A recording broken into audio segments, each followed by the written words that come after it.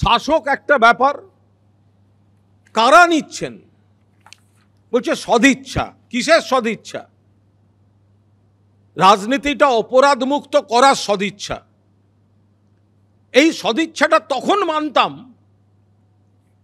একের পর এক রাজ্যে, পশ্চিমবঙ্গ থেকে শুরু করে, অসম থেকে শুরু করে, মহারাষ্ট্র থেকে শুরু করে, একের পর রাজ্যে অন্য যে দলের কিছু নেতা ছিলেন, বিজেপি বলতো দুর্নীতিগ্রস্ত, সিবিআই গ্রেপ্তার করুক, ইডি গ্রেপ্তার করুক।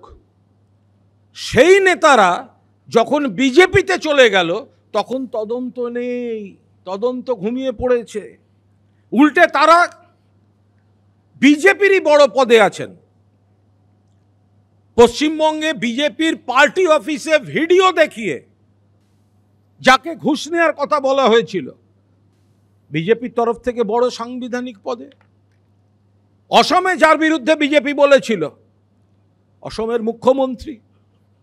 অজিত পাওয়ার মহারাষ্ট্র। তাহলে যদি সদিচ্ছা থাকে বিল আনবেন কেন? আগে এই লোকগুলোকে দল থেকে তাড়িয়ে দিন। যদি সদিচ্ছা থাকে তাহলে বিলের কথা তো অনেক পরে। দুর্নীতি যাদের বিরুদ্ধে আপনি বিজেপি, আপনি অভিযোগ তুলেছেন, তাদেরকে বরণ করে নিয়েছেন, পদ দিয়েছেন, তাদের আগে সরান, তারপর তো লোকে বিশ্বাস করবে যে আপনাদের সদিচ্ছা আছে। সেটার কোনো দিক দিয়ে তারা গেলেন না।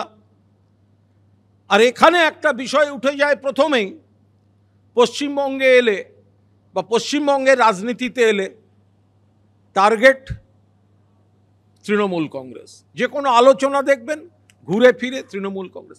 আরে তৃণমূল কংগ্রেসের সব ভালো, আমরা কেউ বলছি না। একটা এত বড় দল এতদিন ধরে ক্ষমতায় আছে, ৯৯টা কাজ ভালো হয়, একটা খারাপ অসম্পূর্ণ কিছু হয়। কিন্তু তার মানে এই নয় যে ৩৪ বছর ধোয়া তুলসী পাতারা চালিয়েছেন।